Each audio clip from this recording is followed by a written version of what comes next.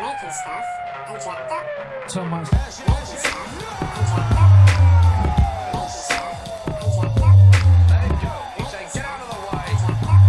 Get it Where my pitching. energy-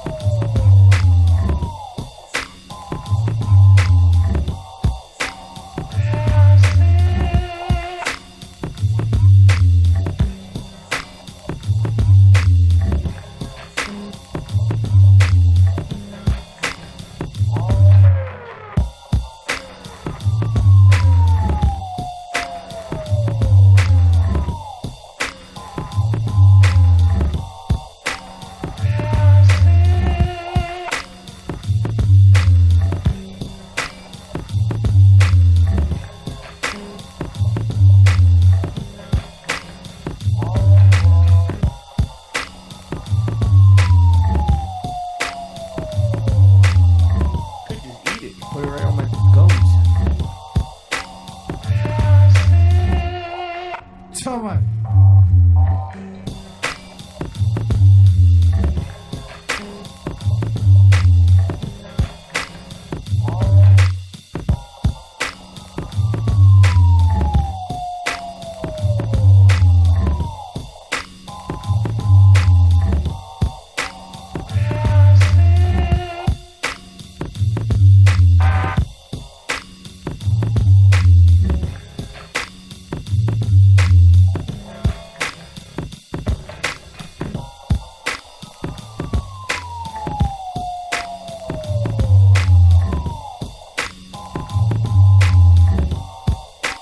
I'm killing these beats now, trust me. The time is here now.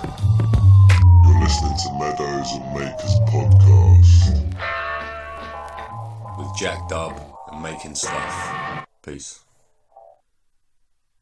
Hello, everybody, and welcome to another episode of the Meadows and Makers podcast, brought to you on the MSP Waves. My just disclaimer up front, the Rondon disclaimer. All the views and opinions that I express on my show and those of my guests are my own and do not reflect on the Meadows Support Project and the wonderful people that keep this thing going. And let's have a great time together, my fellow journeyers of time and space. And let's take a journey together this morning. Come with me now. Come with me now. So, I got a fun one lined up for you guys. I got a friend of mine that's going to call in. He's been on the show in the past. He's going to call in. We're going to try something over the phone. But he's a good buddy of mine that I met in the past years. I actually met him while I was working for the University of Alabama in Huntsville. And he is... he's been a builder for a long time, and he's also played around in a lot of electronics kind of stuff, and he's actually an inventor as well, and pretty neat guy. Robbie Mentions is going to be on to chat with us in a little bit. And at the beginning of the show, I wanted to go over some of the stuff that I've been working on lately. I recently did a post. And we've been talking in the past on the show about aquaponics and some of the basics of getting started in aquaponics. And so I wanted to go over some of that stuff with you guys. That's something Robbie's big into as well. And so that's something I want to talk about. Some things that I've learned with that. And so to start off with, I have some of my own content I just put out. It's a little walkthrough for an aquaponics system that I have going in my backyard. So this system is under a caterpillar style greenhouse, and this is something that I've been looking into from the market gardeners, the guys that go out and do this in like in Canada, in Kelowna. One of the big guys I follow is Curtis Stone, and he does market gardening up in Kelowna, British Columbia, Canada. And they use this style greenhouse to be able to move around and be really mobile.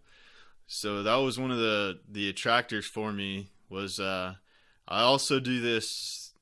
I'm working on a project to develop a what I call a survival trailer project, and it's going to house things that you can take out, such as one of these aquaponics systems, to take it on the road with you and to allow you to be more resilient anywhere you go. So it's something that I've been looking into for a while. I'm testing it out this year, and so I'm gonna take you and play a little bit. I'm gonna play this video for you. So if you're hanging out in Discord and you want to see the video, then please check out the vim.tv stream, and it's vim.tv /MSP Waves. It's in the audience chat if you guys are hanging out.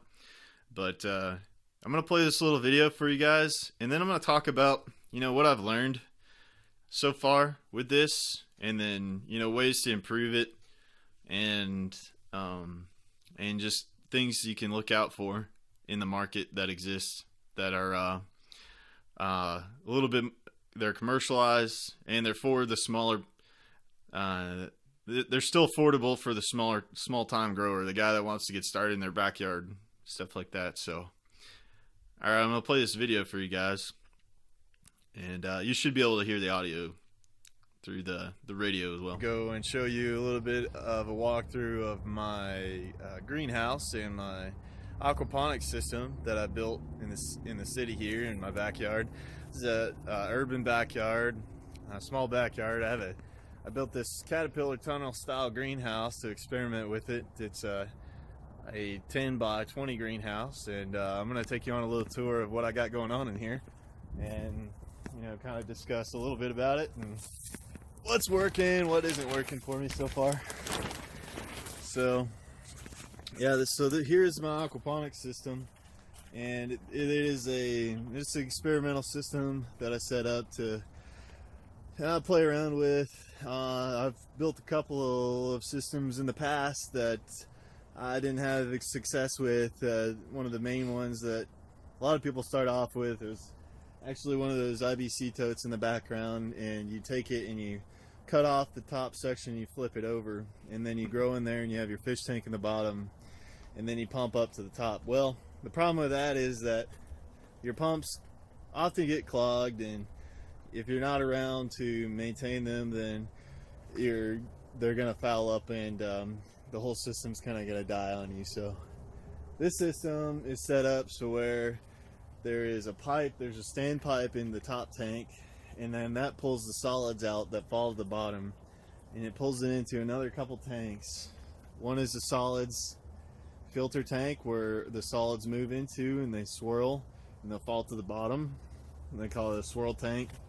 And then the next tank is what you call a media filter tank, and so the media filter is got stuff with a lot of surface area on it to promote the growth of a certain type of bacteria. So let me get a little shot in here. And there's a lot of these little shower sponge guys in here that are doing the job, and then at the top layer you have a bubbler which helps the aerobic bacteria to thrive, and so this is helping to clarify the water and keep the solids from building up and breaking down the solids in the system. If you have too many solids build up in your system, then you'll get carbon dioxide, which will totally kill your fish. So you want to keep your oxygen levels up, you want to remove the solids, and you want to convert that solids into usable food for the fish. So sorry, I'm pausing it for a second there. I didn't mean to say fish, I meant to say plants. Another thing that I'm doing here, once it comes out of the media once it comes out of the media filter, it's going into a media bed. I'm using pea gravel, and I just have it's a layer of pea gravel, it's a layer of lava rock at the bottom, so that larger lava rock, so that the water can move through there. And then the middle standpipe here is it's a bell siphon, but it doesn't quite work as a bell siphon right now. It's just kind of a drain. I need to modify it a little bit to make that work well for me. We're right here in the middle. We're toward the end of February here. I'm in northern Alabama, and the way I have this greenhouse set up, it's not very enclosed right now, so it's probably about 10 degrees warmer than the outside with the sun coming in here right now. So right now it's pretty nice. I'd say it's about in the upper 70s in here. I still do supplemental heating for my fish tank. I have an old waterbed heater, and I have a small little element heater in there.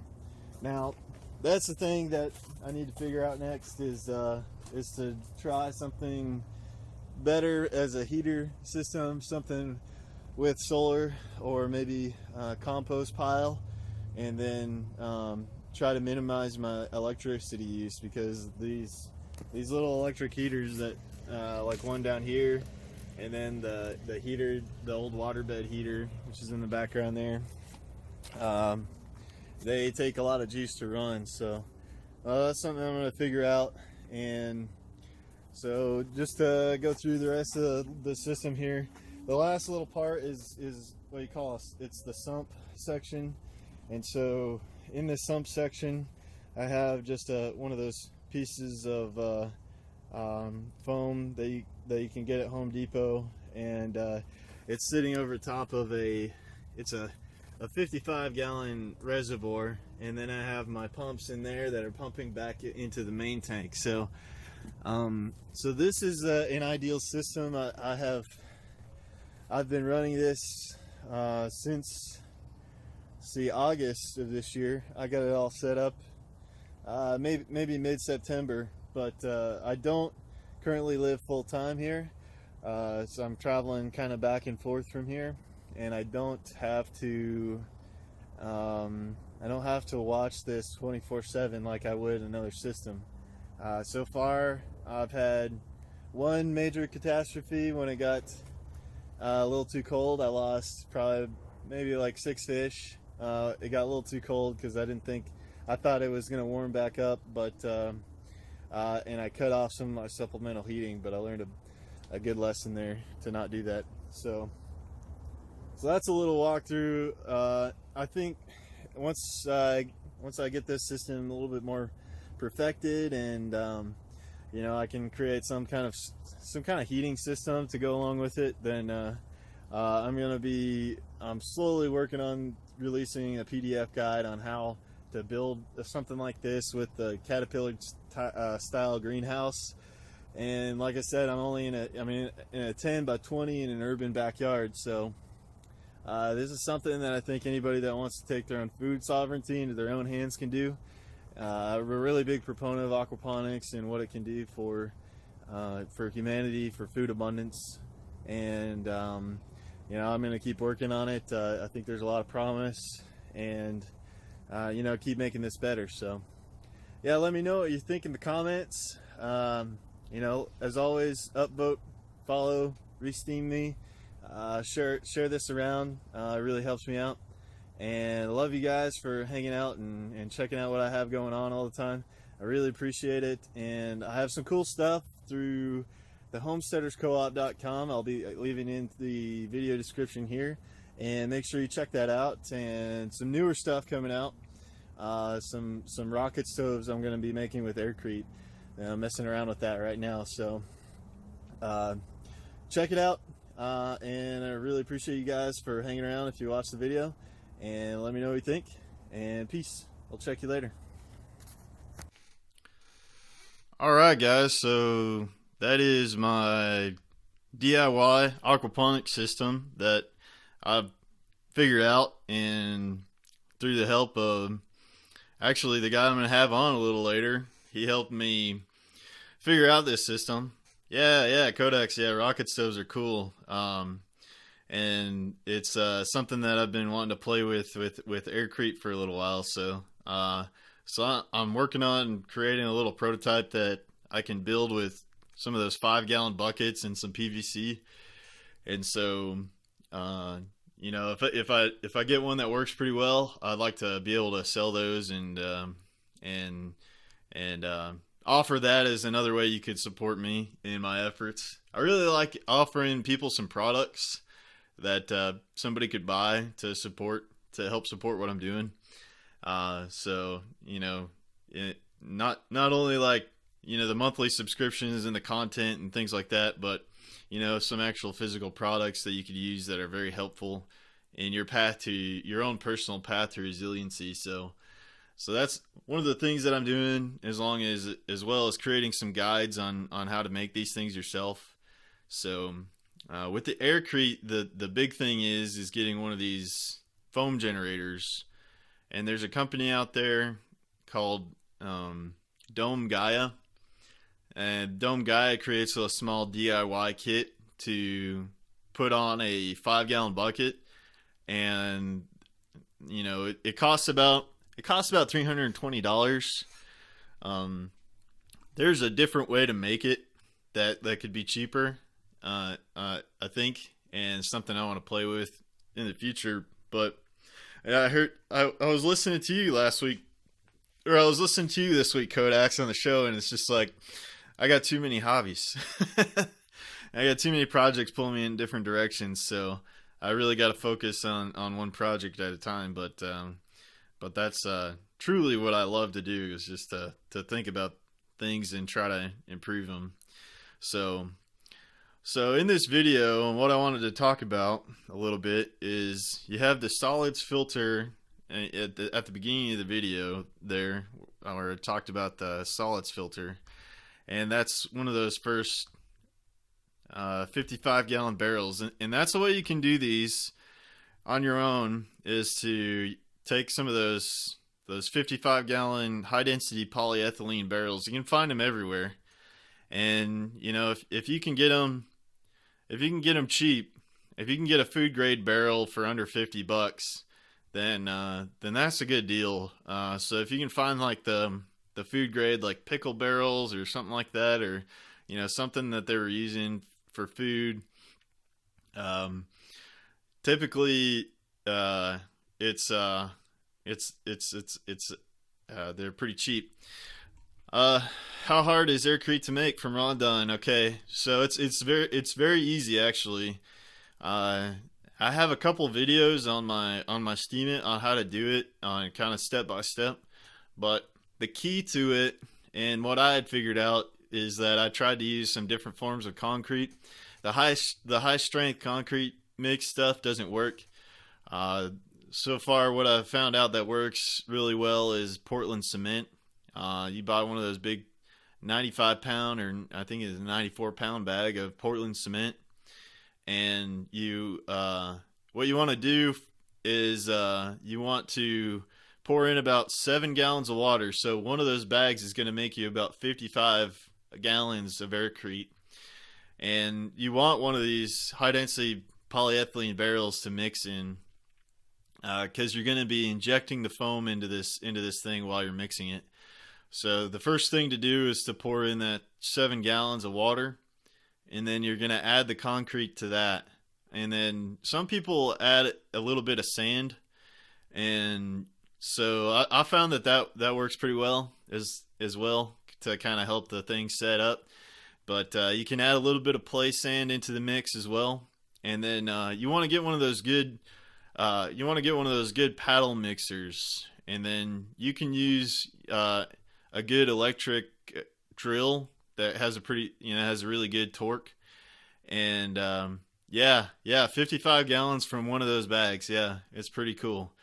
And the neat thing about aircrete is that is if you can create a form for it, if you can visualize some kind of form, then you can make whatever shape. You just don't want to make it too thick, is what I found out, because if you make it too thick, the weight of the aircrete on top is going to collapse the bubbles toward the bottom, and so the bottom would become more like regular concrete instead of the lightweight aircrete. And so what you want to do is you want to make sure that you're not pouring something that's like feet thick. You want to make sure it's like under. You could probably do at max. You could probably do a foot and it still hold together well, but that's probably where you want to cut it off. So a lot of people they actually make bricks out of them, and they use those bricks to stack up and create structures. That's what all these guys building the domes are doing. So they're creating the bricks, and then they're putting the bricks together and then joining them with like a mortar, and that's how you do it. So yeah. So walls. So that's something I'm experimenting with, is creating panels with the aircrete.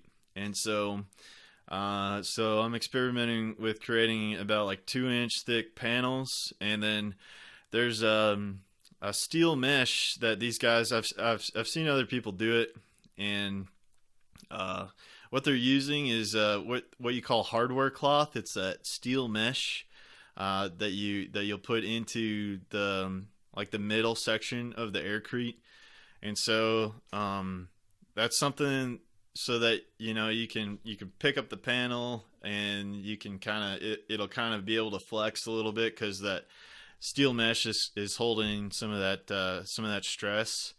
So one of the guys I was talking to, that's one of my buddies, he reminded me of this because he's going through engineering school right now. But if you could build a preload into the mesh, you can make it the wall actually a little stronger.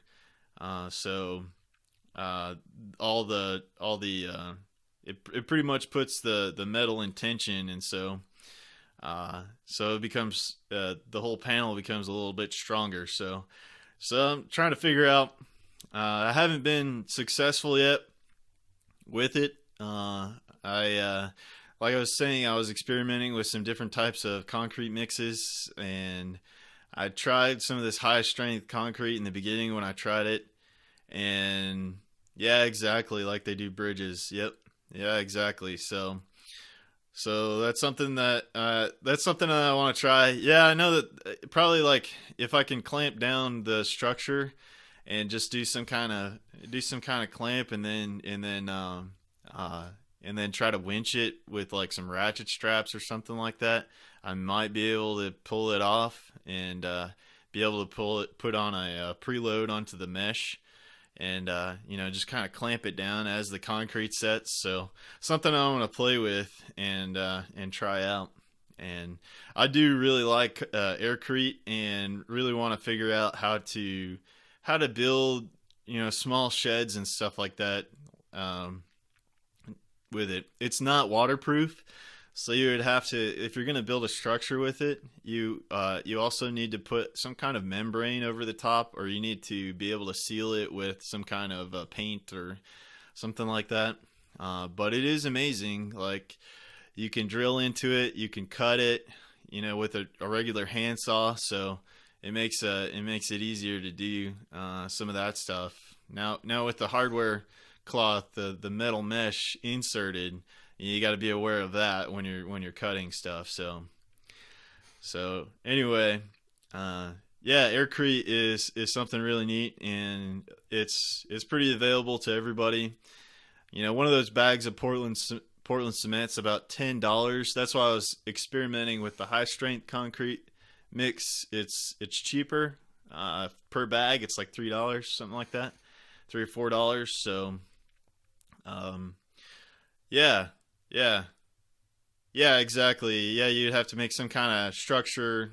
You can make what I'm playing around with as an idea is to make something like the Caterpillar tunnel style dome, and then use the top rail fencing as the ribs, and then, tie the aircrete into that. This is the idea I've been playing around with in my head about this.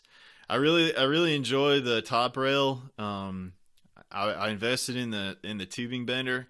I learned about this through the guys that are building these Caterpillar greenhouses, and to get a piece of metal that has a swaged end where you could fit those two pieces together was, that's the key component, because you want to be able to join the poles at the top. So, if you're gonna swage a piece of metal, you either have to, you have to buy the equipment or you have to take it to a shop to get it swaged or something. Well, these are mass manufactured poles that already have swaged ends, so they're a perfect candidate for making your own poles for greenhouses. So that's something else that I'm looking into doing, is producing these kits for Caterpillar style greenhouses. If I get this perfected pretty well and can get the cost down a little bit, and one of the things that could really help improve the structure from what I have right now, I just have that top pole, I just have them zip tied on there, and what can really help that out is they make some stainless steel actual holders. They're like U clamps that clamp over both the top rail and the greenhouse ribs, and so that would really improve the structure quite a bit. So yeah, doing some stuff like that, still experimenting with it, but so far it's working pretty well for me in the greenhouse. I have, like you could see in the video, I have plants starting to germinate in there. I'm trying out spinach. I've got spinach, I've got cabbage, I've got broccoli in there right now, and it's all started to germinate, even though it's still pretty cold out for everything else. Those are cold weather crops. I also have kale in there, but I don't think they would be germinating outside unless they were under some type of greenhouse or something like that. So that's going pretty well. So yeah, all right. What does Ron Don got to say a little bit? All right, about aircrete. All right, 4x6 form. You could use another 4x6 board on the outside with 6-inch studs, 6-inch long stud, 16 on center. Have the all thread run through both form and the outside board, and use nuts to create the preload from the outside form. You would need notches though to remove the forms. Yeah. Yeah, you could totally do that. Yeah. Good idea, man. Yeah, I mean, that's probably how they do it, huh? Well, something similar. Yeah, they just tighten down the bolts to create the preload. But yeah. So yeah, it's a neat technology that I'm going to keep exploring and keep experimenting with.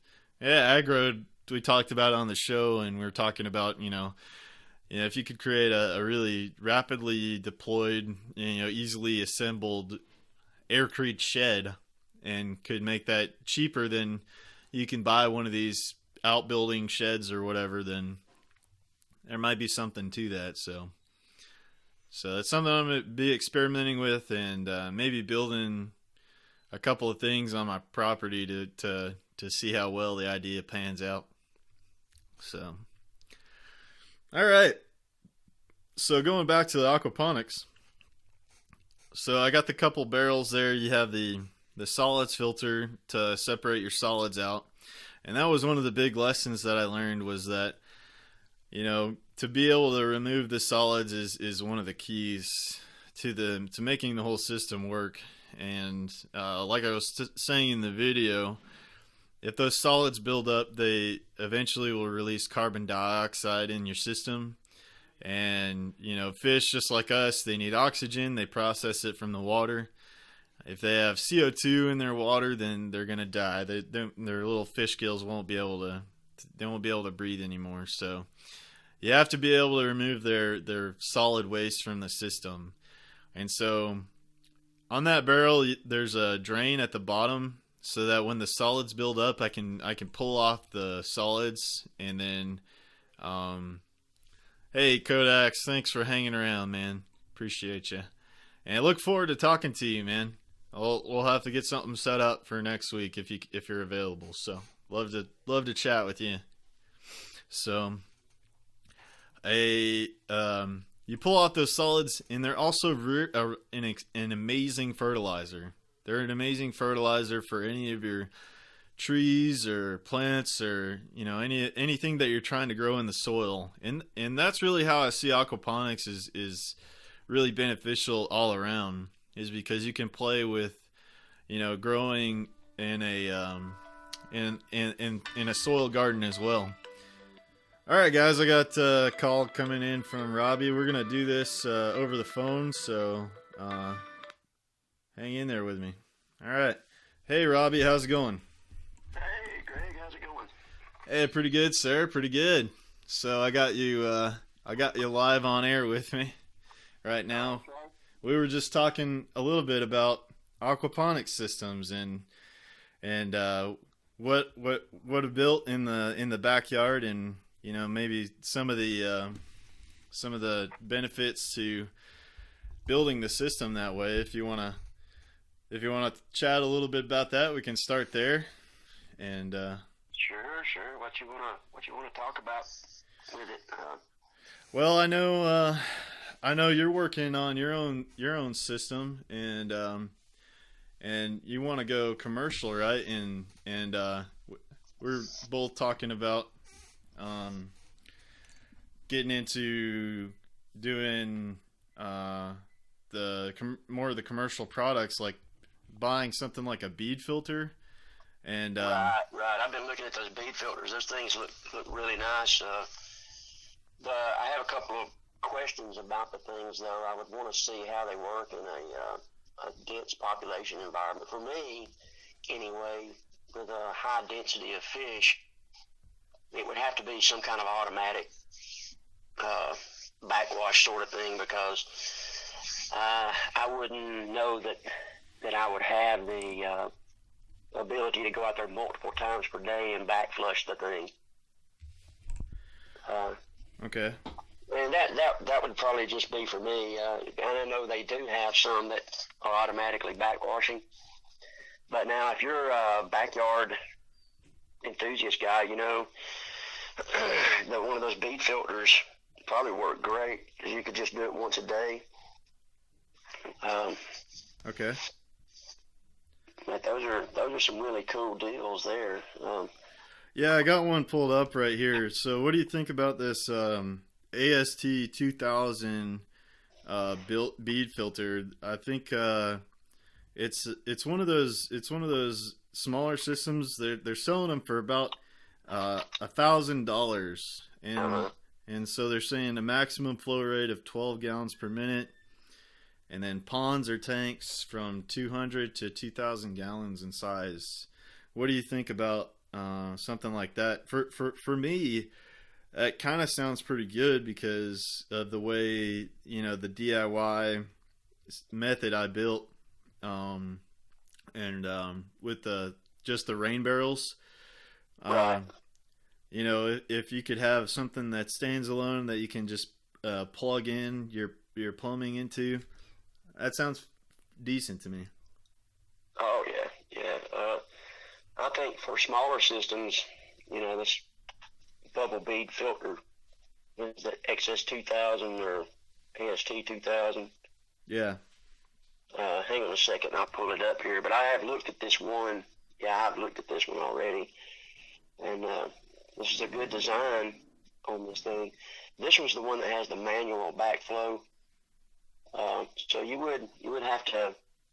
I guess it would depend on whether or not you're going to have to walk away from the thing for any extended period of time. If you're in a position to where you can be there every afternoon to backwash it, you'll probably be good. Or if you have a real small system, you'll probably be able to go several days without backwashing. But in my case, I'll have anywhere from 500 to 1,000 fish in a coat. Yeah.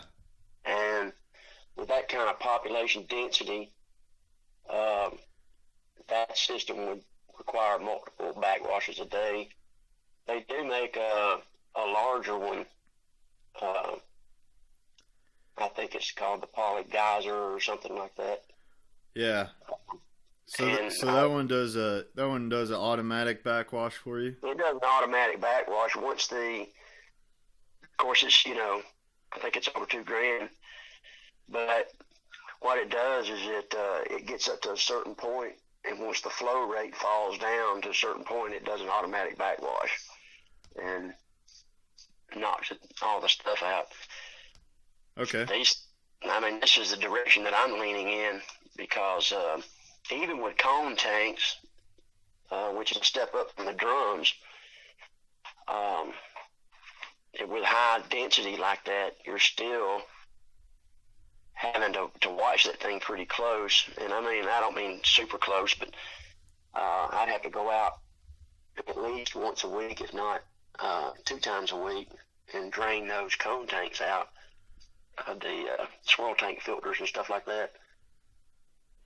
Which really, if I was going to do this thing, I would put it in combination with a settling tank, and have the bead filter, and then have right behind the bead filter, have a biofilter, and then maybe do a 4th settling tank, which you could actually use as a secondary sump.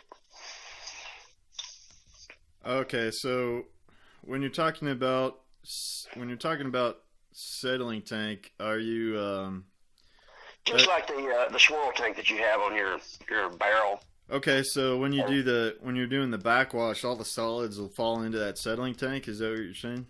No, I'm saying that you hit the settling tank first to get the large solids out. Okay. Then you hit the bead tank, or the bead filter, and the bead filter gets the fine particulates out. Then you hit the biofilter, and all of your small particulates then will not make it to the biofilter and clog up your biofilter. And then finally you'll have another tank that the biofilter dumps into, and you can either recycle it back to the fish right there and keep a closed aquaculture system, or you can come out of that sump tank into your aquaponics and then feed the aquaponics water back to your fish. And this keeps all your little particulates and stuff out of your gravel and everything else. So, okay. It's, you know what I'm talking about? I didn't lose you there, did I? No.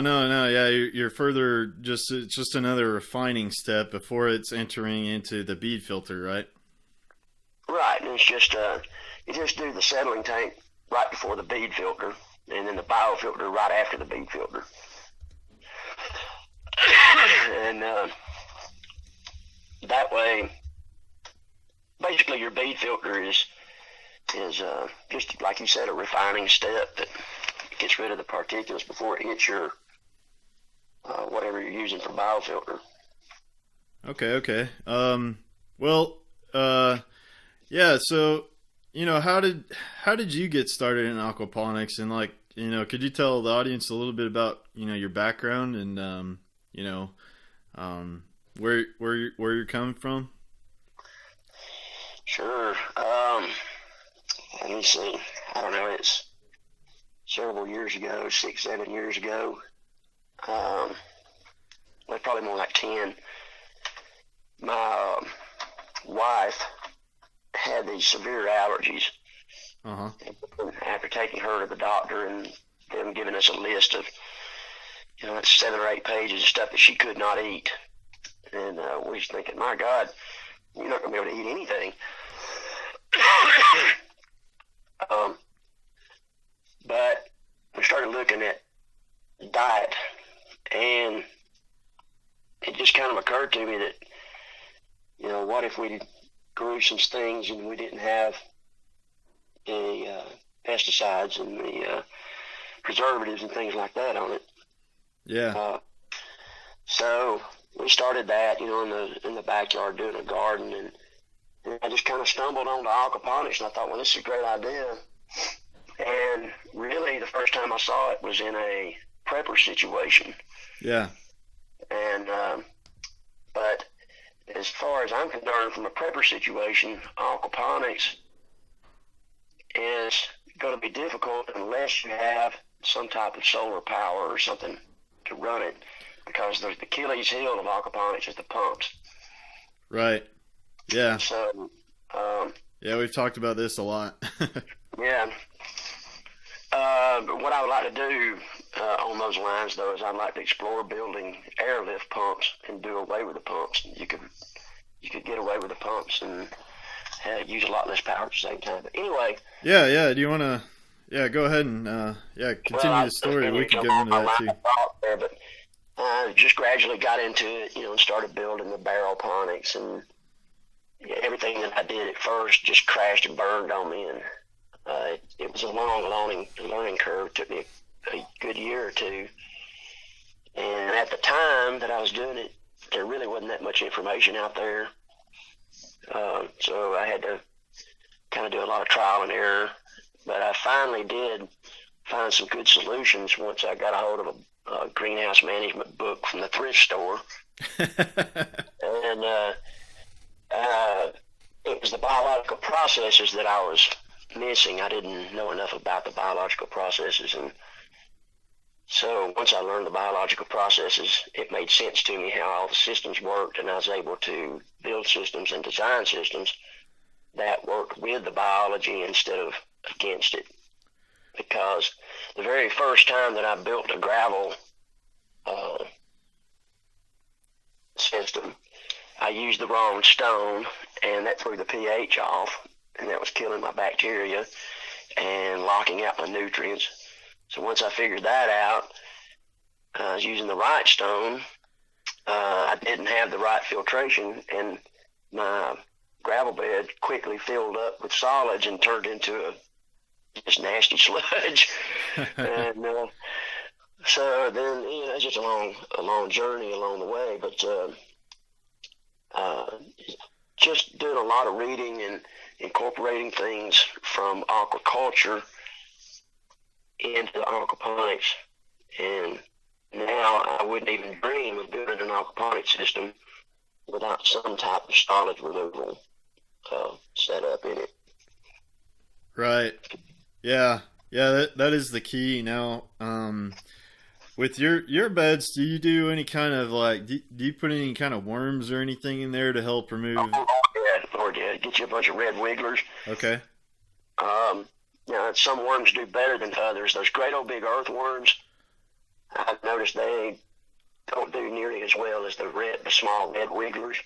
Okay. You put those red wigglers in there, and they will consume up the remaining solids that make their way into your grow bed. Okay. And you're going to have some solids, even if you could filter out 100% of your fish waste, you're still going to have solids in the grow bed, because the plant decay and roots and stuff like that will die off in there, and you're going to have some solids in your grow bed, no matter what. Okay. So anything you can get that'll consume those solids to break it down into systems that the plants can use, because the plants can only use the chemical cation exchange on the ions. Yeah. People think that they can use that fertilizer, but they can't.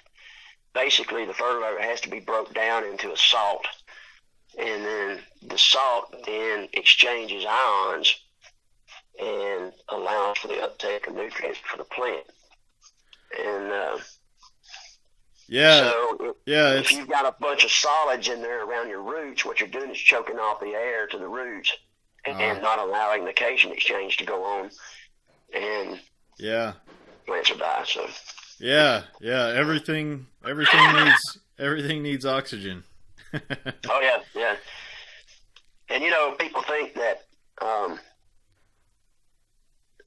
they kind of have the wrong idea about plants. Plants bring in carbon dioxide, and they take that carbon dioxide down to the roots, where it's released right around the roots, combines with water to create carbonic acid. Ah. Carbonic acid then breaks down the solids around it to create these salts that the plant can uptake. Then the roots then absorb oxygen from the ground there. Yes. So in an aquaponics system, you're going to want to have as high an oxygen content as possible in your water because your plants are going to do better. And at the same time, you're going to have carbon dioxide going down into your water. So that's going to change the pH of your water, and that's why you'll put a buffer in there, like a... Yeah, what kind of buffer is it's calcium carbonate, right? Calcium carbonate, yeah. Now, there's different grades of that stuff now. So you'll want to use like a food grade stuff that they use for agriculture. Yeah. No. Ideally, the organic, like crushed seashells and stuff like that. So. Yeah. Now we have a source, the Duda Diesel guys, right? Is that who you buy your stuff from? I bought the cone tanks from those guys. Oh, okay. Yeah. But you buy your calcium carbonate. You just buy it from like a co-op or something, right? Yeah, I just buy it down at the local co-op, and you can get a 50-pound bag for like $10. Yeah. And, Yeah. I got a little frustrated with some of these guys online, selling courses and stuff because you'd buy a $100 course and they wouldn't tell you some of the things I just outlined. Right. And then what'll happen is they'll give you another course on how to fix your pH problems, and then the course will tell you want to use our product, and here's our product, and basically it's calcium. I ordered it one time, and it was $5. Well, no, actually it was $10 for a 5-pound bag, and it was just a little bitty bag. Wow. And it was calcium carbonate. So what they're doing is buying a 50-pound bag, calcium carbonate, dividing it up in little bitty bags, and selling it to you as like 5,000% upcharge. The miracle solution. Yeah, as the miracle solution. And I just thought, good God, they had a name, they trademarked a name and did all the packaging and all that, and it's just calcium carbonate. So I thought, well, these guys are raking it in. But right. Anyway, that's been my experience with it. And we recently moved, and I know you've been down to my old place. Yeah. Where I had a greenhouse. So I took everything down and moved it up here, and I hadn't got set back up yet. I did build me a room for my fish so the fish could make it through the winter. So I'm about to. Yeah, but you were talking about, because what size was your greenhouse? It was like 40 by 40 or something like that. My greenhouse was a 30 by 66. Yeah. It was the one I moved out of. Yeah. And I'm going back with a 30 by 48, but the reason I'm going smaller is because my fish now are contained in my barn instead of the greenhouse. So yeah, I don't need that much greenhouse space because the fish are now contained in their own area. Now you were looking at some other greenhouse deals, right? Online and maybe getting maybe going even bigger, but well, yeah, I do have the design where I was going to buy some commercial equipment and this, that, and the other. And yeah. I was going to have a 40 by 120 greenhouse with the first 40 feet. Yeah. 40 by 40 area be concreted in, heated, cooled, insulated, and have the fish in that area. Yeah. With breeder tanks and the whole 9 yards, and even break out into doing some shrimp and some crawfish and that sort of thing. Yeah, I've seen some people talk about crawfish and adding them into their aquaponics systems, and that seems like a pretty cool idea.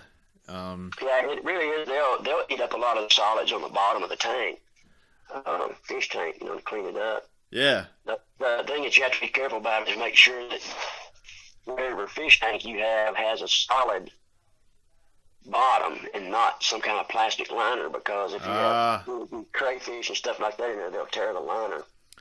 Oh, okay. I saw a guy on YouTube that he had a bamboo bed that he kept flooded, and he put his little crayfish in there. He got some crayfish and he put them in there. Wow, I haven't seen that. Yeah. I found that. Flooded bamboo bed. That sounds interesting.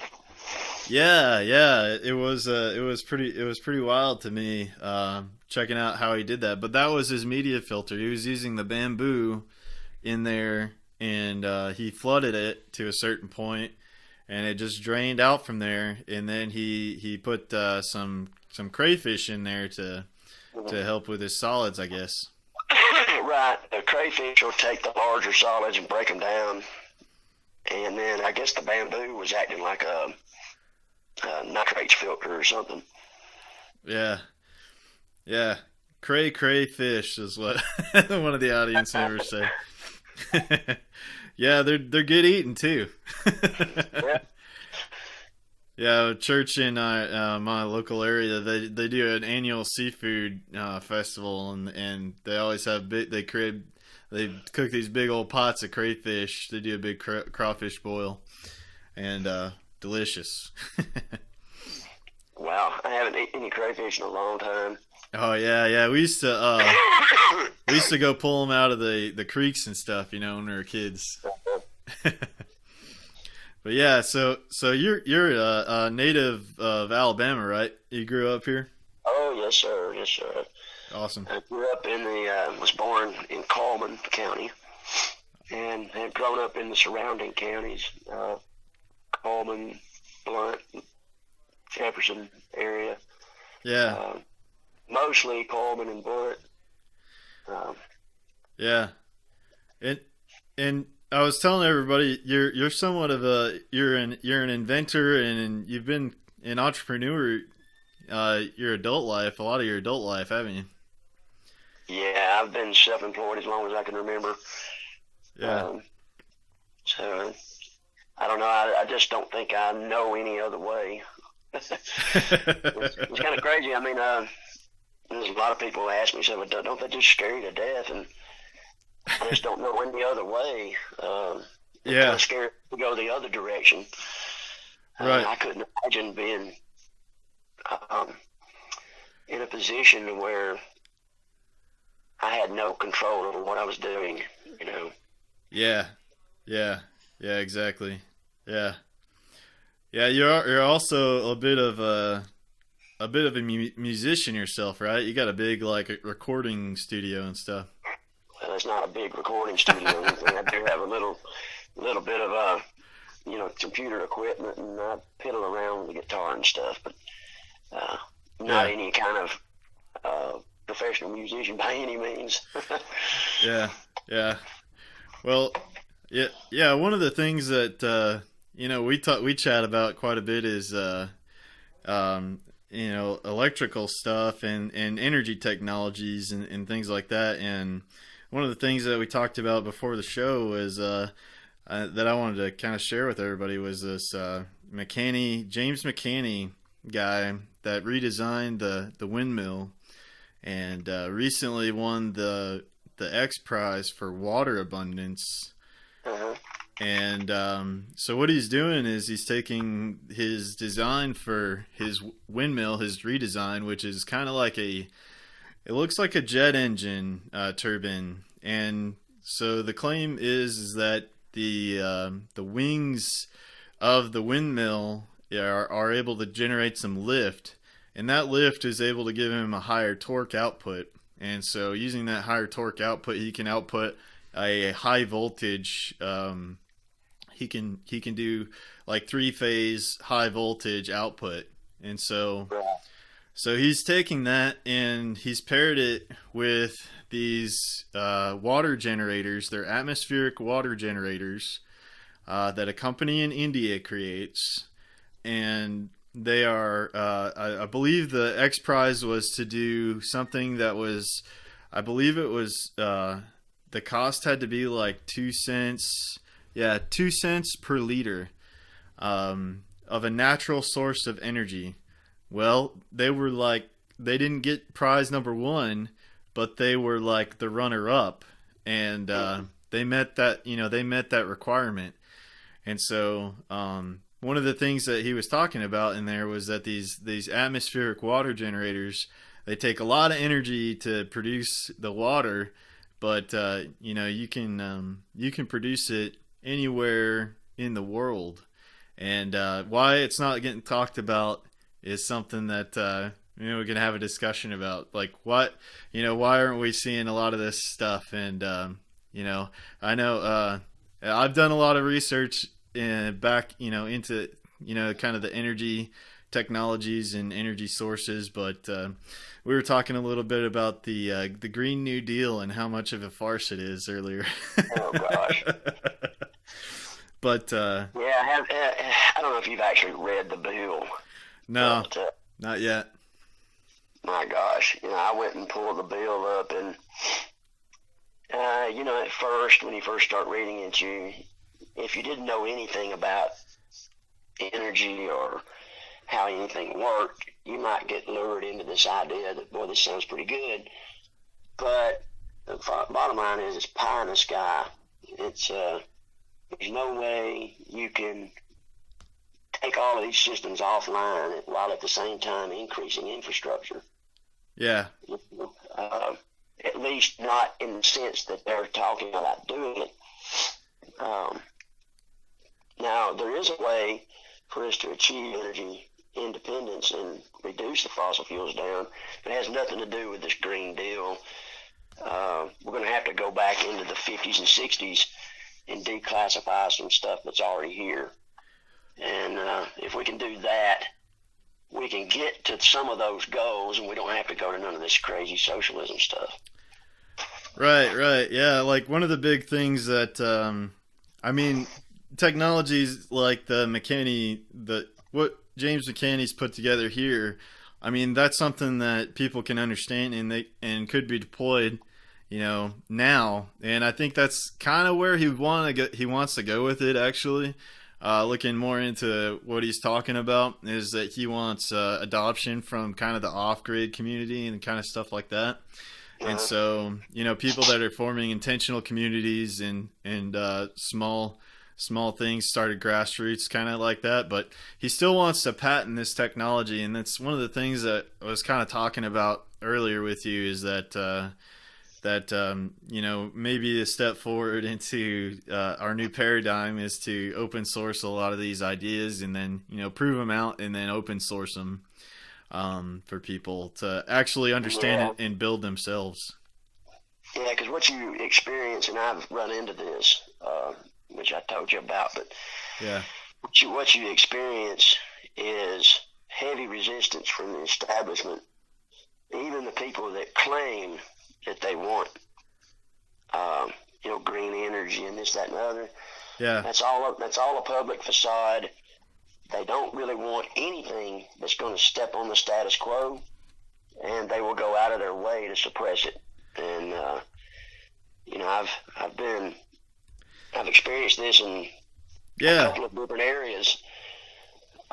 Because you built a device that can regenerate used batteries, right? Lead acid batteries. Yeah, well, we had done a couple of years of research trying to back engineer some of Tesla's stuff, and then got into the Bedini generator and that sort of thing, and made a couple of fundamental little discoveries. And when I was doing all this research, I had people coming in and looking at it and saying, "Wow, this is really great." And then when they found out that it wasn't plugged into the wall, then I got a lot of heat from local universities and politicians and stuff like that. And I had people sitting across the driveway watching me during the day, and it's crazy stuff. So as soon as I stuck a plug on it, and put a DC motor in there, all of a sudden these same people are like, "Oh wow, let's look at what you got." and so, but basically what this thing did is it sets up a magnetic waveguide by collapsing the magnetic field into a longitudinal mode that travels along the voltage vector, and this creates a high energy plasma. Yeah. This plasma then sets up a lot of ions and electrons on whatever surface area it comes in contact with. And this was just something we found by accident, but it works great for batteries, because when you throw a lead acid battery and you put the signal into it, this plasma coats the plates, and it either does one of two things, and we haven't been able to get scientific confirmation one way or the other, but it's either ablating off sulfation of the plates, or it's transmuting the materials. Yeah. Either way, it still works.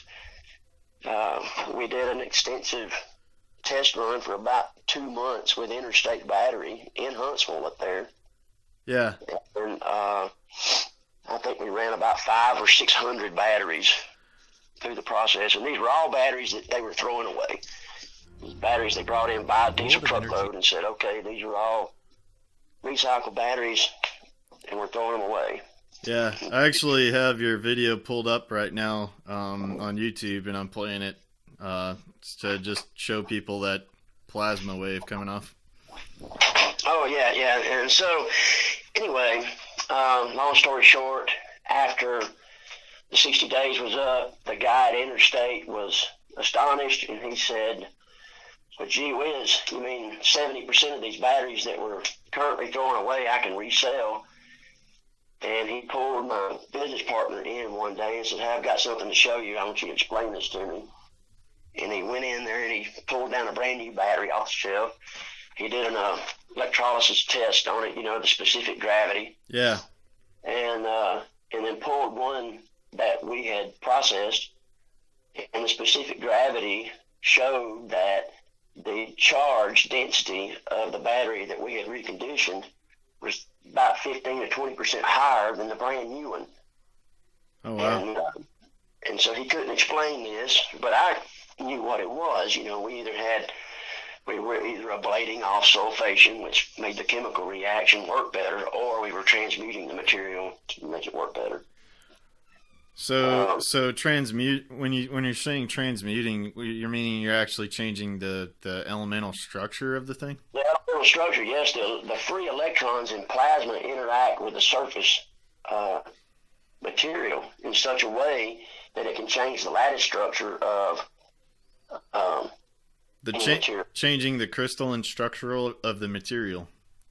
Yeah, because you can either add or take electrons away. Yeah. So when you're doing that, you're changing the material from one element over into another. Yeah. And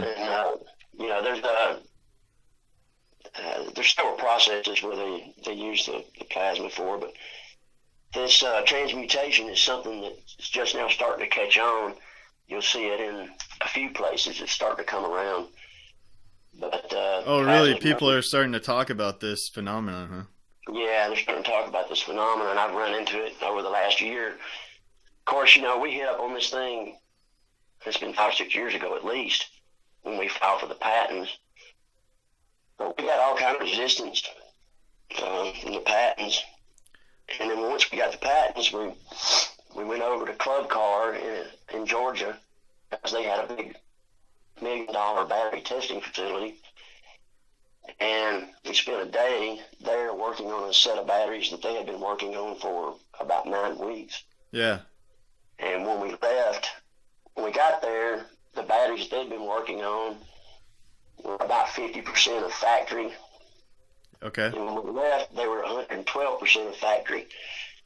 And we were told there's just no way. It's a fluke. Something's wrong. You guys got to come back. So they pulled the junkiest batteries they could find out of the field, brought them in there, and the second go around, we hit them, and they're starting to see the same pattern, and within 4 hours, we were escorted off the property and blackballed. Wow. And at the same time, the university we've been working with blackballed us as well. as well as 2 or 3 other people we were talking to. Now, was it because that they just couldn't wrap their head around what they were seeing, I guess? Or No, it's because it destroyed their business model. yeah, Their business model is to sell brand new batteries. yeah, right, And by doing this, we were cutting into that because we were showing that you could send at least 70% of the batteries back around for another cycle. yeah, And now they do have, you'll see signs up all over the place for auto parts store where they call them reconditioned batteries. right, A reconditioned battery, all it is a battery that somebody traded in. They put it on charge for 3 days. They let it sit there for an additional 2 after it comes off the charge. And they test it, and if the battery retains 70% of its charge or 75% of its charge, it's called reconditioned, and they sell it. So it's pretty much a crappy battery, but Yeah. And it might so last you a year or something, maybe. yeah, so with that that particular thing, even Interstate Battery up there in Huntsville, when we did that test there, Yeah, they were reclaiming about 15 to 18% of the batteries that came through using this method. yeah, And not only were they nowhere near 100%, but, they'd have probably 30% of those would come back in within the first 30 days and want another battery. So with this, after we had done our thing,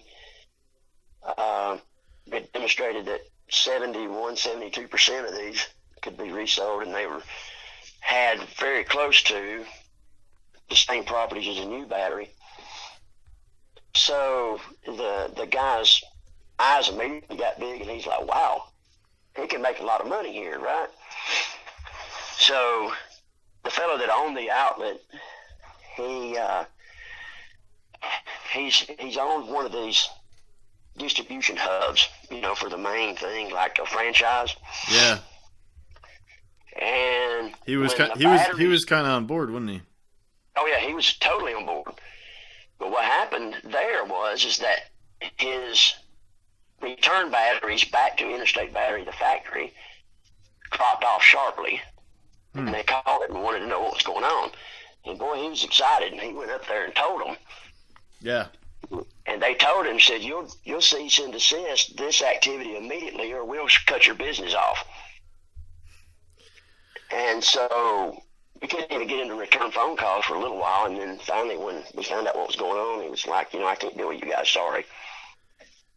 And then later on, I actually had a senator in my house sit and tell me that I would find no industry or no government that had any interest in saving batteries, saving fuel, or saving the environment. Told it to me to my face. right.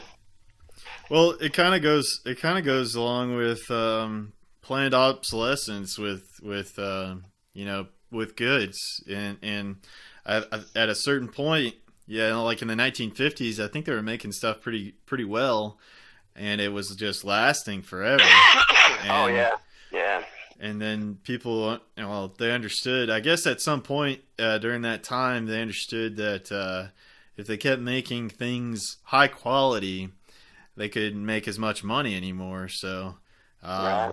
so they started to shift over to this idea of, making it temporary products that you'd have to toss away and go buy something new. So things would fail at certain times, and you'd either have to know about that part that failed and have something stocked to replace it, to bring it back up, Yeah.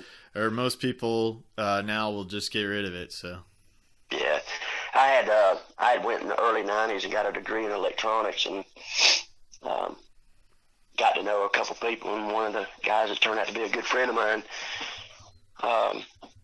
was working for a television repair facility at the time, and he made a good business out of repairing big screen TVs. You can imagine how his business is today. It's just non-existent. He had to quit doing it and go to work for Sears.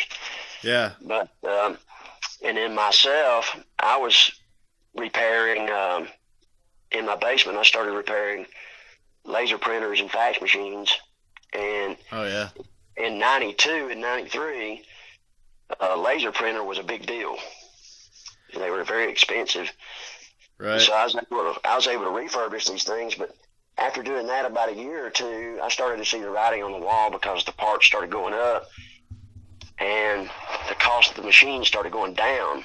Buying them new, and it didn't take very long. It worked me completely out of business. And Yeah. but fortunately I saw it coming and was able to position myself into something else. Okay. Wow. Yeah, there's a lot of that, and it's been going on since the 90s. And once we got across the 98, 99 threshold, it's all been speeding up like a snowball. And, as a matter of fact, today, probably 20% of the stuff you buy new on the shelf is defective.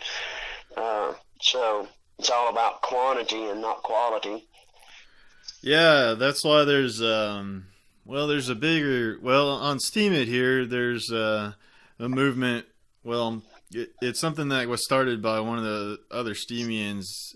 He created a website to where people that are making handmade goods can sell for cryptocurrencies on here, or create a barter network and all that through his store. It's called the homesteaderscoop.com. But all the homesteaders that want to create their own products can list them on his site, and he's not taking a cut or anything. And that's one of the beautiful things of cryptocurrency, and why I'm so into it is because it enables the direct peer-to-peer transactions like that. And specifically on Steem, you have no transaction fees, whereas other cryptos you do. So. Yeah. So. Well, the whole push for digital currency that the government wants to put on us is to eliminate stuff like that, because they want to be able to track everything. They want to do away with cash, and they want to do away with anything that they can't directly manipulate. So I would urge people not to get sucked into the digital currency as presented by governments or central banks, because if they're doing it, you can bet it's going to be a system that they can control.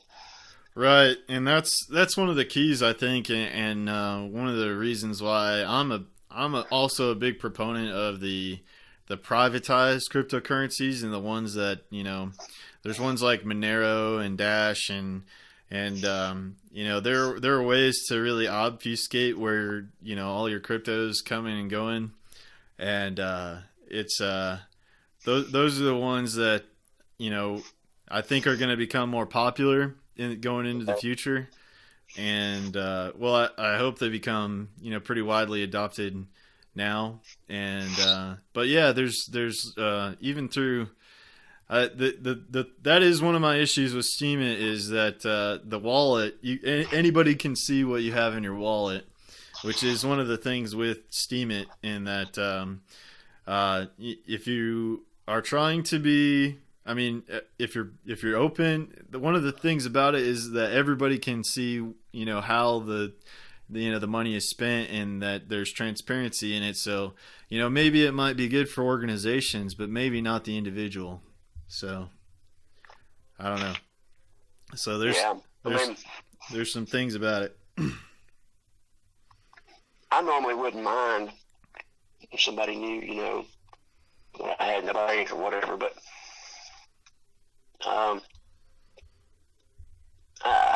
I just loathe the idea of paying a tax on something when you buy it. You pay a tax to manufacture it, pay a tax to move it, transport it, and then if you've got a warehouse, you have to pay a tax to shelve it. Then once you buy it, of course, you pay the tax to buy it. Then as an end user, if I've got my own business, I have to have a tax to use it. It's called a usury tax, or Yeah. I actually had, when I was running my construction business, had the county come out and directly threaten me and tell me that I had this form I had to fill out because I had to pay usage tax on all my tools. What? And I said, "You guys are insane." I said, "You can take me to jail right now." Yeah. They didn't, but A usage tax on your tools. usage tax on my tools. And if you own a business inside of a municipality, Yeah. you better bet your butt somebody's going to come around there wanting you to itemize your inventory and everything that you have, every chair, every desk, every computer, and then they gauge a value on that, you scale it, and then they'll charge you a tax to use it.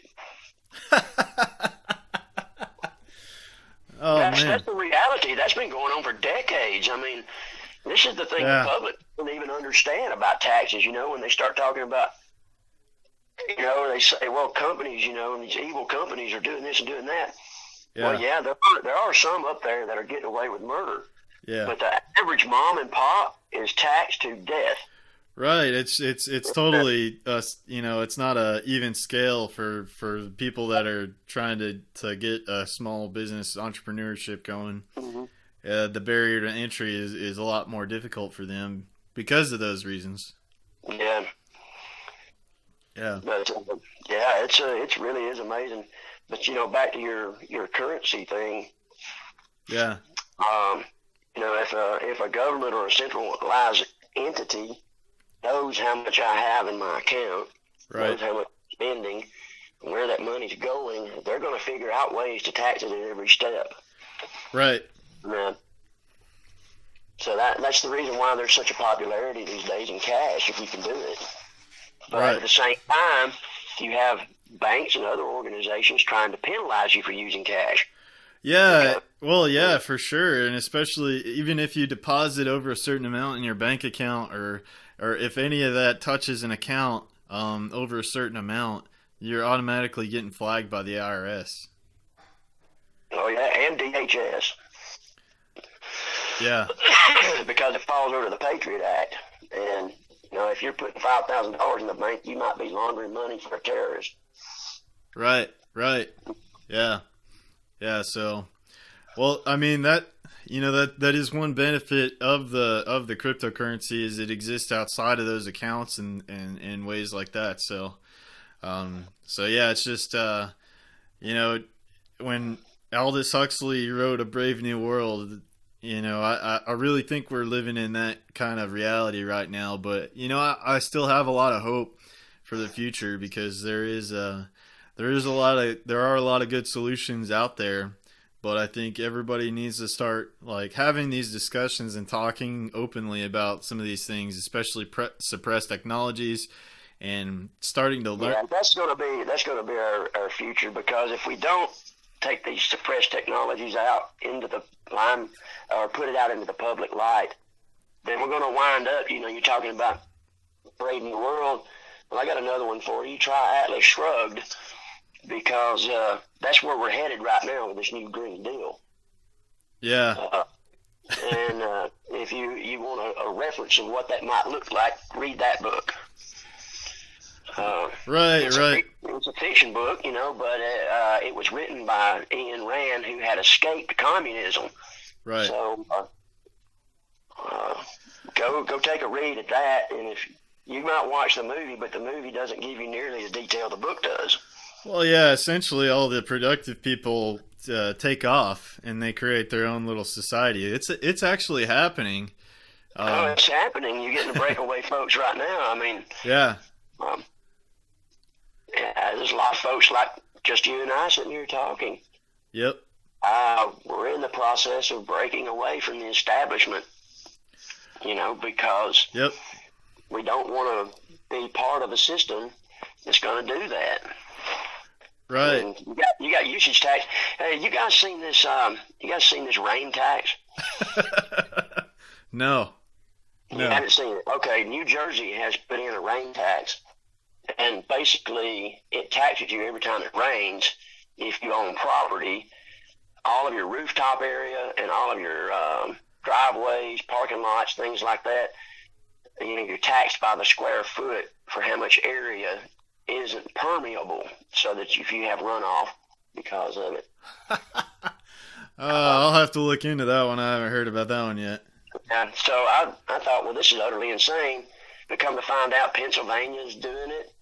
And there was an executive order put in place by Obama before he left office that opened the door for it.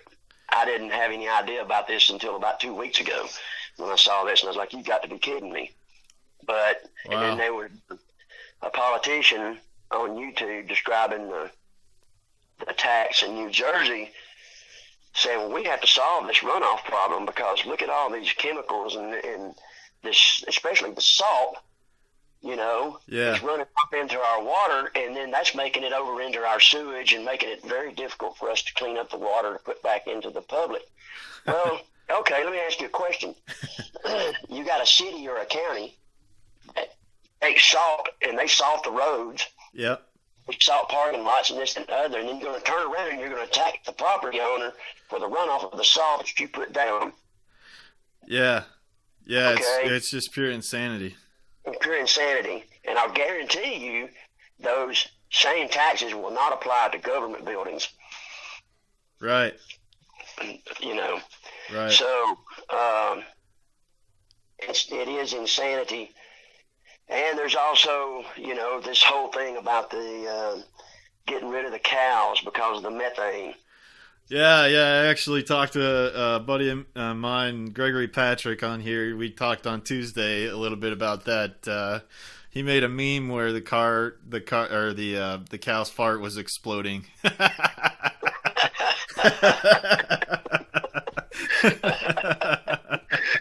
what they ought to do is they ought to have one Igniters on all the cows. The cow sitting there with a smokestack coming out of his rear end, just smoking like crazy. You're equating a field of cows to a big industry that's pumping out tons and tons and tons of stuff, and it's ridiculous. Yeah. They want everybody to go vegan. Now, I don't believe in the whole industrial farming stuff, but it's. No, I don't either, and I'm. I try to avoid it as much as I can, and just go with people that are producing, meat locally. I got a buddy that does lamb locally, and then I have another friend that his dad does grass fed cows. So right. Organic. That's the real key. Yep. Back to the very beginning of this discussion, the organic stuff eliminated all of my wife's allergies. She can eat just about anything now, and it was all set in motion by having organically grown vegetable out of this aquaponics. And so we've missed the aquaponics big time, and she's told me, you've got to get this back going. And we've noticed that since we haven't been growing our own stuff over the last 2 or 3 months, we're starting to get some stuff creeping back in, and as far as allergies and things along those lines. So we've got to get it back going. There is a difference.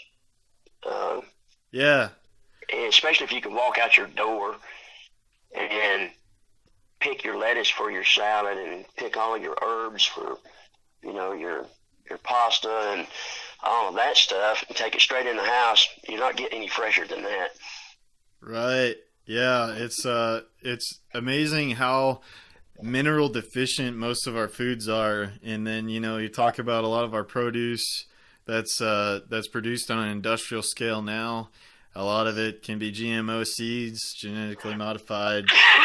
They carry components of pesticide in the seed themselves, of glyphosate. Genetic structure, yes, sir. The insect will land on the leaf and consume the leaf, and then the pesticide will unfold inside the insect and basically kill it from the inside out. Right. Yeah. So that's, it's just another key on becoming a resilient person and trying to, take food, because food is the ultimate game plan, it's the ultimate end game, really, is, you create a food supply that people have to depend on that, is detrimental to our health. And then, you kind of got everybody. So being able to, and not only that, we have systems in place right now where it's just on time delivery. So, Right. so This is direct result of over centralization. right, You have something that's over centralized, and it just staggers me how many people out there, they just go right over their head and never think a thing about it. So why am I worried about it? I can go down to the corner store and get a loaf of bread this afternoon. I don't, why do I want to stock up my cupboards? Why do I want to go to the hassle of growing plants and doing this, that, and the other? right, Well, right. if you start asking people, do you trust government? Do you trust this, that, and the other? They'll tell you no. And you say, well, who are you trusting to regulate all this stuff? Right. And so, and I think it's been more than shown over and over and over again that they're not doing these big centralized systems for our benefit. They're doing it for their benefit, whatever that may be, whether it be monetary or whether it be political control or whatever. It's not so that the public can have a better food product. Right. It's so that the company can make more profit, or Right. Right, and in my opinion, a lot of these people that claim to be environmentalists, that claim to want to keep all the cows from farting and stuff like that.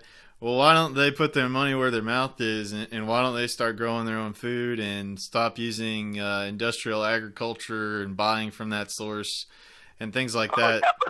These same people will take a 747 and fly to a conference about how to stop global warming.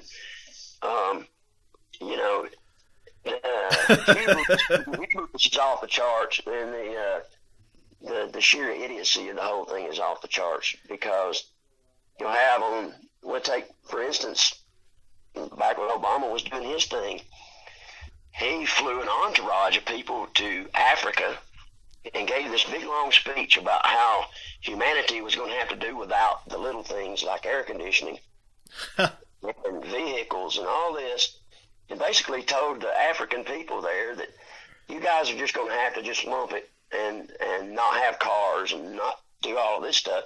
Then he jumps on his 747 and comes back into the U.S. all the time, burning more fuel than that entire country would have burned in a year. So Yeah. it's just ridiculous. Yeah. I'm not for one second saying that there's no such thing as climate change. There is. Yeah. But climate change has been used since the 60s. There's a think tank that put out, and climate change is used as a political control mechanism.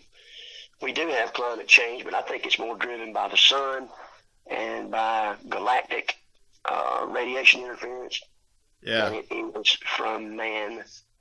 Because, sure, are we polluting? Yes, we are polluting, definitely. Right. Are we causing Mars to heat up? I don't think so. Yeah. Are we changing the climate on Venus and on Jupiter? No, I don't think we're doing that either. Right. If you go look at that data point, the people that jump up and down about climate change is going to destroy the planet, they cherry pick their data. Right. They don't look at the ice core data that shows that CO2 comes after the warming, not before. Right. There's a lot of different things that they omit, and then they call their side scientific proof. Well, Yeah. they do have some science there, but why are you cherry picking the science, and why aren't you looking at these other things? Not looking at the big Not looking at picture. the broader picture. Yeah. Because Greenland, the ice melting from Greenland is melting from the bottom. Yeah. Yeah, it's because of maybe the release of or volcanic activity or the increase of volcanic activity and things. Well, yeah, from my understanding of it, there's a magnetic exchange going on between the sun and the planets that's heating up the cores of the planets and causing magma and things like that to move around inside the convection zones, and this is causing a warming of the planet. Yeah. This is my understanding of it, and a lot of that science is suppressed along with the technology because it isn't politically expedient. Yeah, I think one of the guys that you turned me on to that I really enjoy watching is a guy, the Terrell Blackstar guy, and I think he kind of gives you like the wind maps, and he gives you like what's going on celestially with the sun and all kinds of stuff. Yeah, and for the folks out there that's never heard of it, you should probably look into the electric universe model. Yeah. Because there's a lot of science there that's being ignored or suppressed, and it explains a lot of things that traditional science says, wait a minute, we got to come up with a special equation in order to explain this. Yeah, one of the things that blew my mind when we started talking, and I was starting to do a lot of research. I think you turned me on to the guy. It was Townsend Brown. Yeah, Townsend Brown. Oh man. So in the 1950s, Townsend Brown was working on what they were calling electrogravitic propulsion. And so he actually he was doing some experiments where he was injecting like high voltage electricity on the front of a little object that looked like a UFO kind of thing, and he was showing that he could cause propulsion with it. And then there was a series of other experiments that he did that showed that injecting electricity into structures could actually cause propulsion. And NASA recently did an experiment where they actually proved that you could get thrust by doing something similar with like a cone kind of vortex thing. Right. And so why hasn't everybody studied Townsend Brown if he was proving that was real? Press technologies, because it's not politically expedient. If you demonstrate that you can electrify the wing of an aircraft and reduce fuel consumption by a dramatic factor, half or more, then all of a sudden you got the oil lobby breathing down your neck or outright taking you out. So they're just not going to allow that sort of thing in this kind of political environment. And the political environment proposed by the New Green Deal will make that even worse, because those technologies will get shoved under a rug, and they'll use the excuse of not having that technology to take away every single freedom you have. Yeah, that's one of the things that we talked about a little bit too, was when you're talking about injecting the voltage on the front of a wing. That was declassified, right? That the B-2 bomber does that or something like that. There was a document. There's a document that came out. There was some declassification that come out, and then some other scientists put stuff together. Now, Dr. Paul Laviolette wrote a good book on the subject called Secrets of Anti-Gravity Propulsion, and he goes into Townsend Brown. There's also the German experiments that were going on during World War II that wound up in our military-industrial complex after Operation Paperclip. And those experiments have been kept hush-hush as well, and they deal with high-voltage electrogravitics. It's been demonstrated that there's multiple ways of doing it. Yeah. Just talking about Townsend Brown, later on, he got involved with the Navy in a project called Operation Northwoods. Okay. And, I'm not familiar with that one. In this particular one, and you'll recognize this when I talk about it, in this particular project, they took an equilateral triangle and they used microwave repulsors on the corners of these triangles to elevate a craft. Does that sound familiar? Huh. Look up the TR-3B. Yeah. Oh, yeah. Mm-hmm. Yeah. I know what you're talking about. The way Townsend Brown described that was, he said the microwave repulsors would basically be like setting the craft up on poles, because the microwave repulsor would then set up a collimated energy beam that would hold the craft up. And they used a centralized anti-gravitic propulsion system in order to give it directionality and things like that. Oh, okay.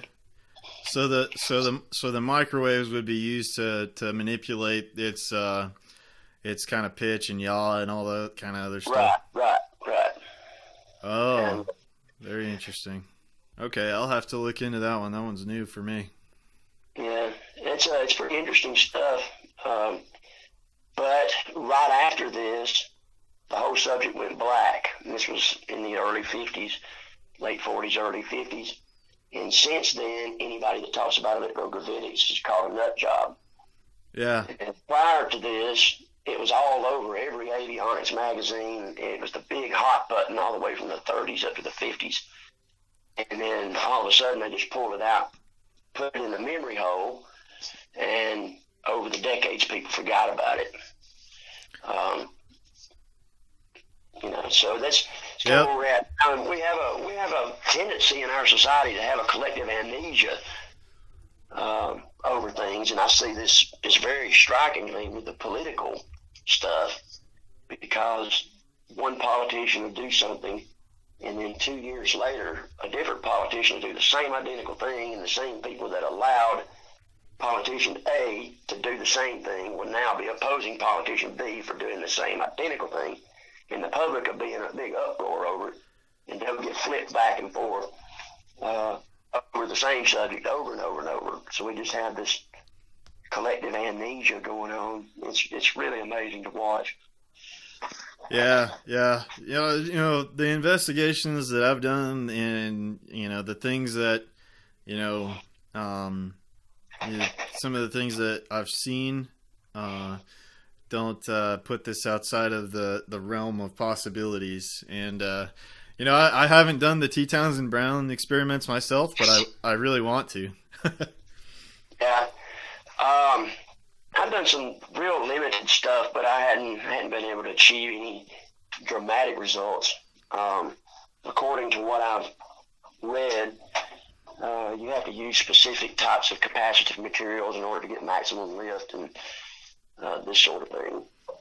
Yeah. I know everybody's probably heard of the little thing they call the lifter, where you have I think it's American Anti-Gravity or something like that, built this little triangle balsa wood thing with a wire around the top, and they put the high voltage on it, and it lifts up. And then you had a flurry of debunkers come along and say, oh, well, this is just because the ionic flow of the energy coming from the wire to the foil is causing this air to push this craft up. Well, they did the same experiment in a vacuum chamber, and it worked even better, so explain that one. Right. And so, it kind of threw the debunkers out the window, but the damage was done. By then, the public said, oh, it's been debunked.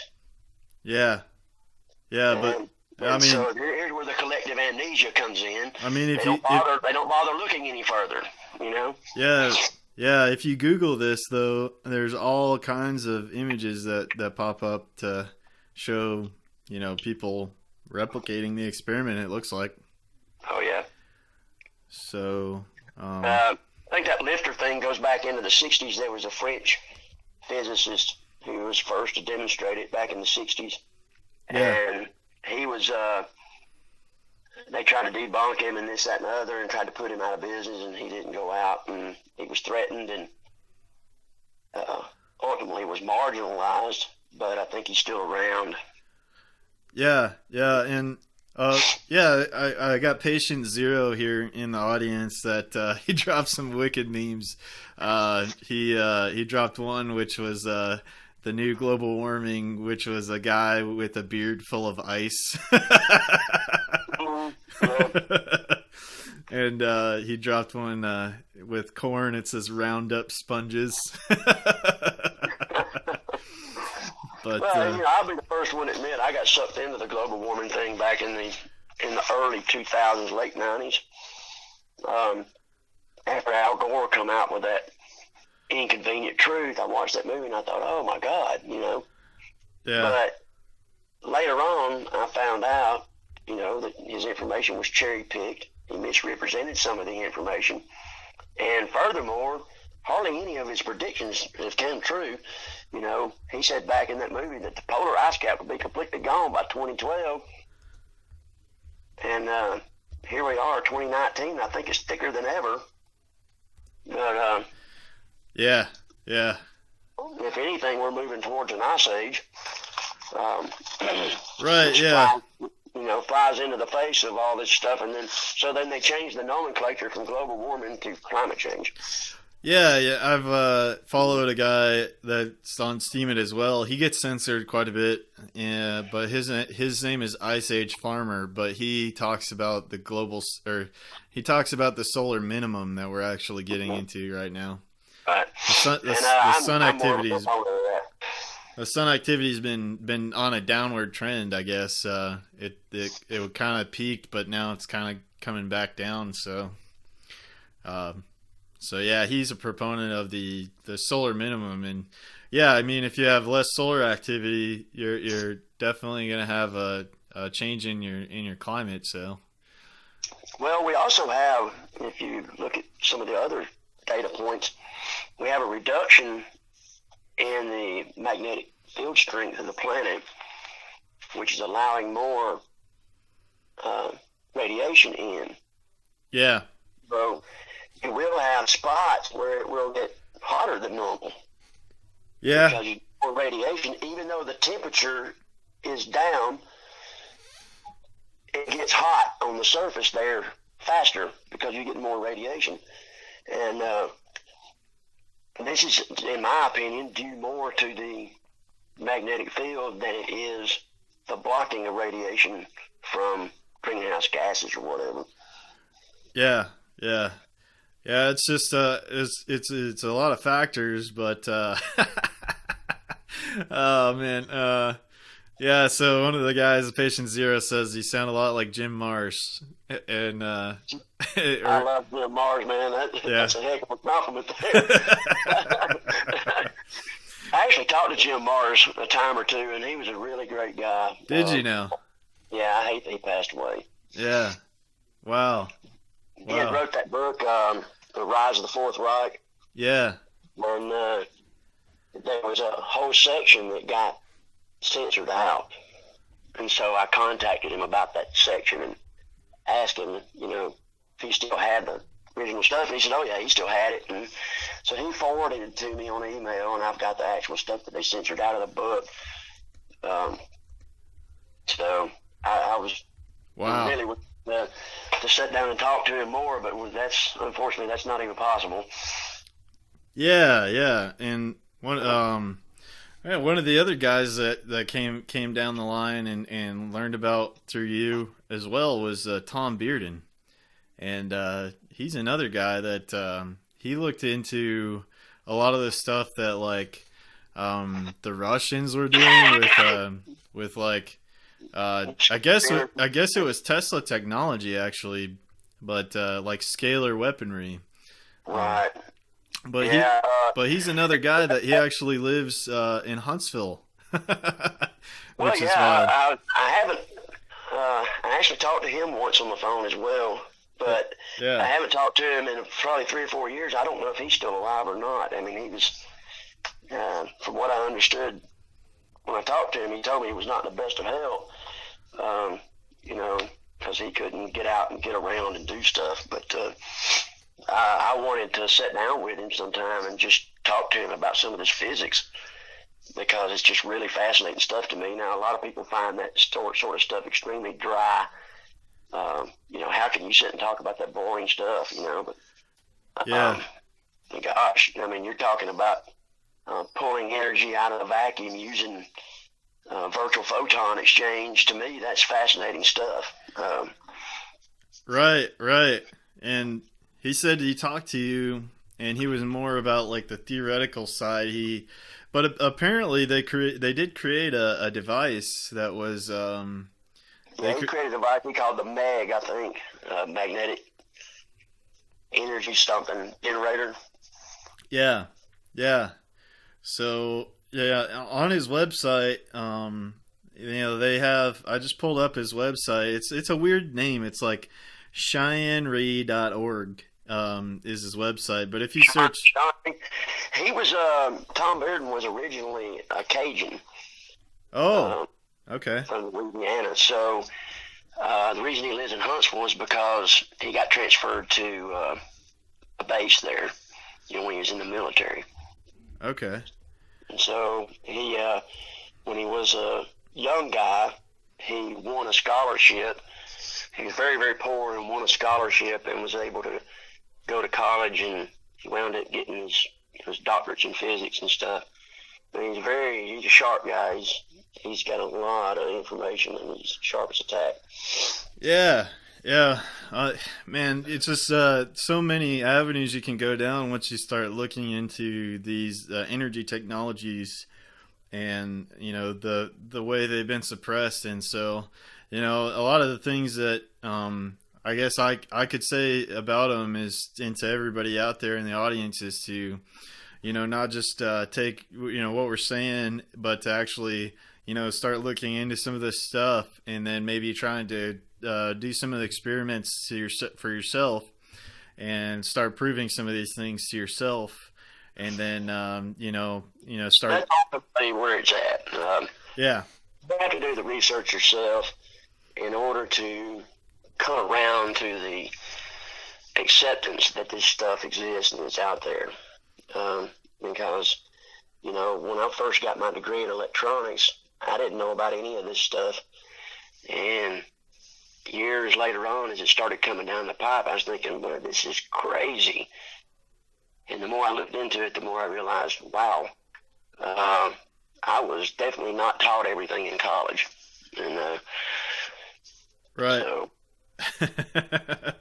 Yeah, there's a lot that doesn't go on, and one of the things that I bought the book Energy from the Vacuum, and one of the things that is explained in there is that when you start to think about the space that you consider as empty space as actually full of it's a sea of energy, then it explains a lot of these claims where people have coefficient of performance over 100%. Right. It looks like that's impossible, but if you consider everything that surrounds you as an open system, then you're not violating any kind of rules of physics or the the universe.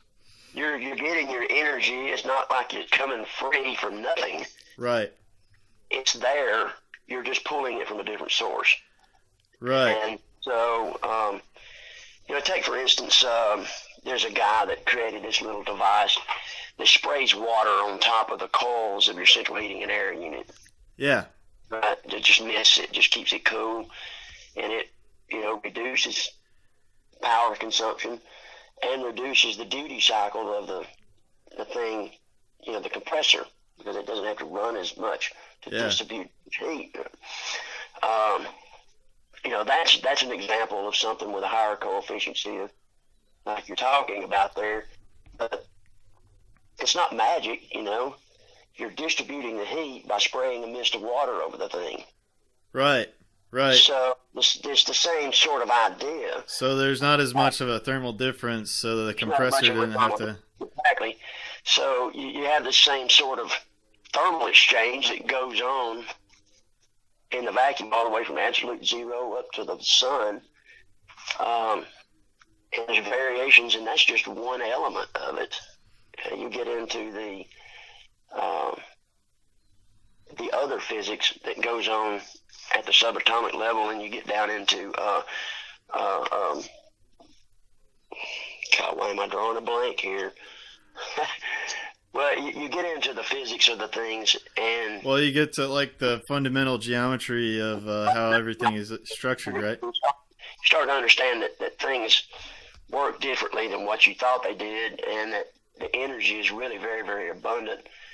And like Tesla said, the amount of energy that you get in a particular place depends on where you put your anchor, or where you put your base. So if you're calling ground 100 volts and you have 110 volts, then you're going to have a net 10 volts there.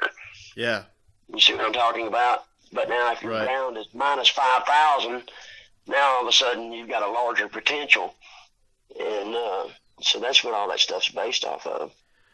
Right, right, and so one of the interesting things, one of the things I looked into was ionic energy collection from the atmosphere, and one of the neat things that actually these guys have on their website is a simple experiment you can set up with like dry ice and a Tupperware container, and then you have a cold side that's metal that you put on the top, and that way it creates like a fog inside of the Tupperware, and then you shine a light into it, and you can see the cloud get disturbed by things that are coming in through the atmosphere, the cosmic particles that are constantly bombarding the Earth, and you can actually create an experiment to see that yourself.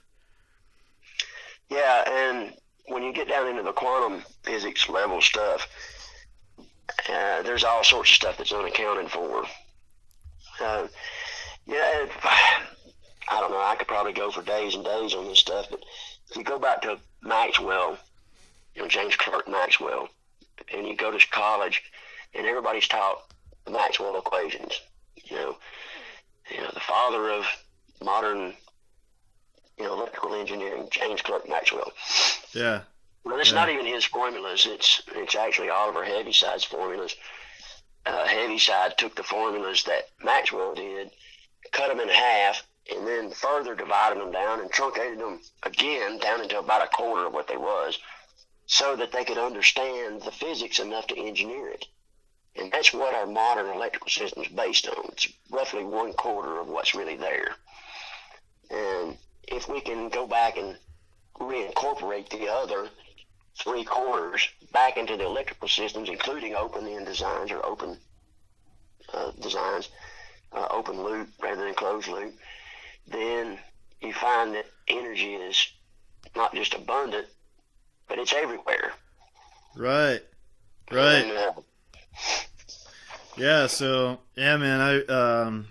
It's really good to talk to some other people about this, and I just encourage everybody in the audience to look into a lot of the stuff that we've been talking about, and to start maybe even setting up your own experiments and proving some of the stuff to yourself, and understand that we can live in an abundant future.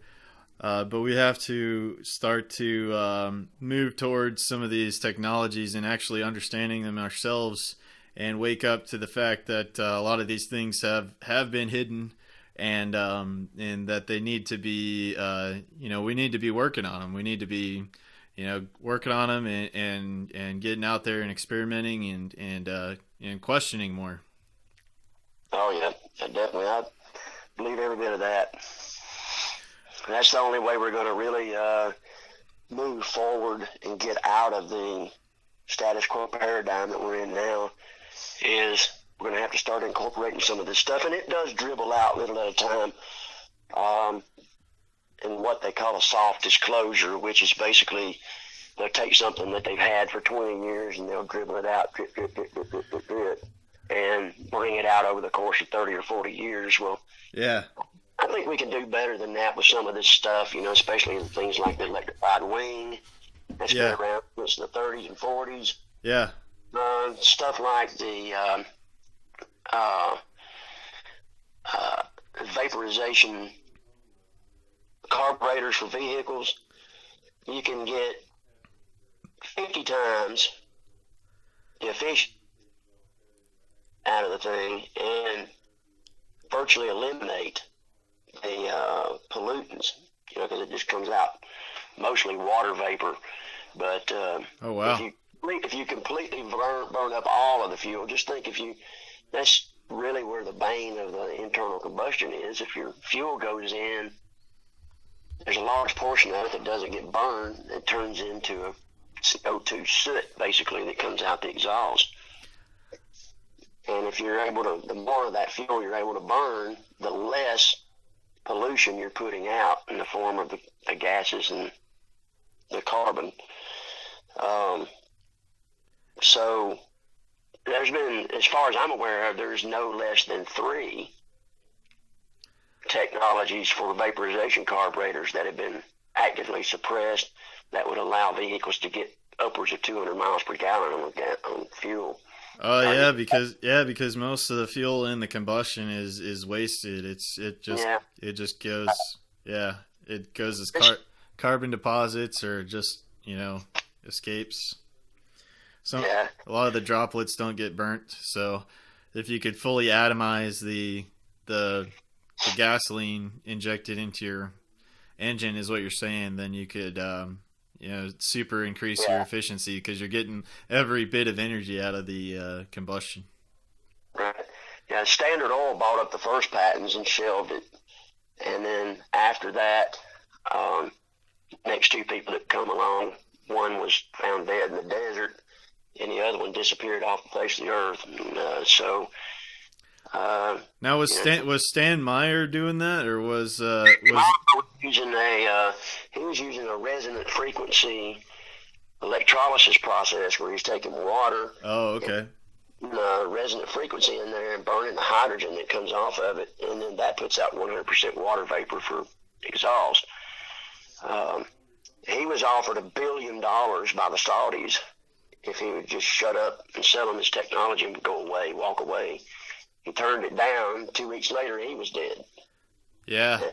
So this is the paradigm we live in. And these are the kind of things we're going to have to change rather than change our fundamental government structure to reflect socialism. We need to take action in these areas. Yeah. So I think maybe one of the keys is to, just everybody.